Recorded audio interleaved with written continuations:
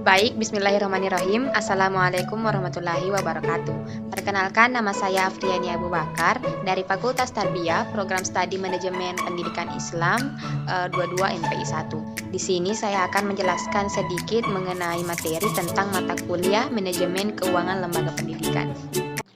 Baik, yang pertama mengenai definisi manajemen keuangan menurut teori dan ahli.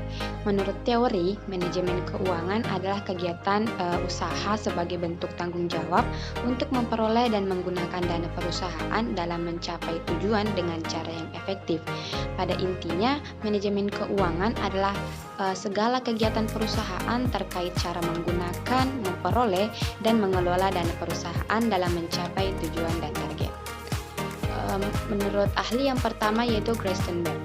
Menurut Gerstenberg, manajemen keuangan secara umum bisa didefinisikan sebagai cara bagaimana sebuah perusahaan memperoleh modal berupa uang, bagaimana cara mereka menggunakan uang tersebut, dan bagaimana cara mereka mendistribusikannya.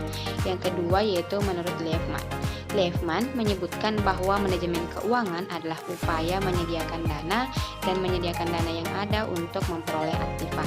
Yang ketiga menurut Erlina SE. Menurut Erlina, yang dimaksud dengan manajemen keuangan adalah pengaturan terhadap aspek-aspek keuangan sebuah perusahaan, di mana aspek-aspek tersebut mencakup tentang mencari dana, mengatur alokasi penggunaan dana agar sesuai dengan kebutuhan dan tujuan perusahaan. Kemudian yang kedua yaitu tujuan manajemen keuangan, diantaranya yang pertama yaitu mempermudah perencanaan struktur modal. Dengan adanya manajemen keuangan tentunya dapat memudahkan suatu instansi dalam mengelola keuangan atau dana yang ada dalam perusahaan. Yang kedua yaitu meminimalisir biaya dan risiko, di mana setiap anggaran itu tidak lepas dari risiko yang mungkin terjadi. Untuk menghindarinya, manajemen keuangan adalah keputusan yang tepat untuk dilakukan sebuah perusahaan. Yang ketiga yaitu memaksimalkan keuntungan. Nah, selain menghindari risiko, tujuan manajemen keuangan adalah untuk memaksimalkan keuntungan perusahaan dengan cara menerapkan perencanaan dana yang matang. Kemudian yang keempat yaitu menjaga arus kas. Nah, untuk menjaga arus kas agar tidak mengalami kerugian, menerapkan manajemen keuangan adalah salah satu hal yang perlu dilakukan perusahaan, di mana dalam hal ini manajemen keuangan dapat memantau arus pemasukan ataupun pengeluaran perusahaan untuk mengantisipasi kerugian. Baik, yang terakhir mengenai fungsi manajemen keuangan, diantaranya yang pertama yaitu ada perencanaan atau planning, di mana fungsi manajemen keuangan itu mencakup perencanaan anggaran perusahaan berupa penyusunan, proyeksi jangka panjang, arus kas, serta perhitungan laba dan rugi. Yang kedua yaitu pengendalian atau controlling. Dalam hal ini, fungsi manajemen keuangan adalah untuk mengontrol keuangan agar dapat mengawasi arus kas masuk dan keluar, serta melihat apa saja kekurangan dalam pengelolaannya.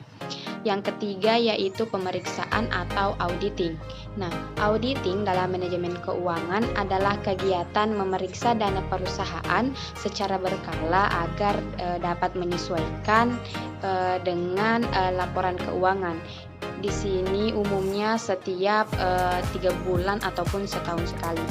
Yang keempat yaitu ada anggaran atau budgeting.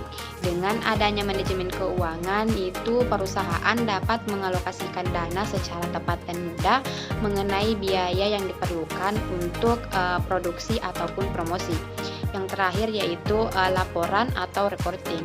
Nah, terakhir tugas ataupun fungsi utama manajemen keuangan adalah sebagai laporan dalam melihat keadaan baik atau tidaknya dana yang dimiliki oleh perusahaan. Mungkin hanya itu yang dapat saya sampaikan. Apabila ada kesalahan mohon dimaafkan. Wabillahi taufiq wal hidayah. Wassalamualaikum warahmatullahi wabarakatuh.